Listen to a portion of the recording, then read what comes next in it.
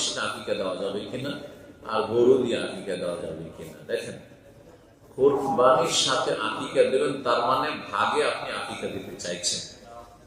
আকিকা মূলত একটি ছেলে যেন তার মুক্তির জন্য, একটি জীবনের মুক্তির জন্য একটি দান করছেন, সুতরাং একটা অংশ ভাগ দিয়ে সেটা হবে, সেটা গোটা একটি প্রাণী দিতে হবে।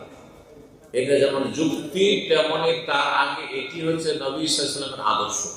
নবী সাল্লাল্লাহু আলাইহি ওয়াসাল্লাম কোন সাহাবী ভাগায়, উটে বা গরুতে আকিকা দেননি, কিন্তু ভাগা, গরুর ভাগা কুরবানিতে আর উটের ভাগা কুরবানিতে দিয়েছেন, কিন্তু আকিকা কোনোদিন ভাগা হয়। যার ফলে এই শরীকানা আকিকা নেই। যখন শরীকানা নেই, তাহলে আপনি কেমন করে আকিকা কোরবানির সাথে দিলেন? তাহলে গোটা একটা পশু দিতে হবে। গোটা পশুর ক্ষেত্রে গরু বা উট দিয়ে নবী সাল্লাল্লাহু আলাইহি ওয়াসাল্লাম থেকে কোনো প্রমাণ নেই। হাসান হোসেনের আকিকার চাইতে আর ভালো আকিকা কার হইতে পারে? যে হাসান হোসেন প্রিয় নাতি নবী সাল্লাল্লাহু আলাইহি ওয়াসাল্লাম, তাদের আকিকা স্বয়ং নবী করিম সাল্লাল্লাহু আলাইহি ওয়াসাল্লাম করেছেন। কে করেছেন?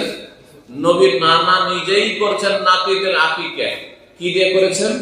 কাবশাইনে, দুটো করে দুম্বা,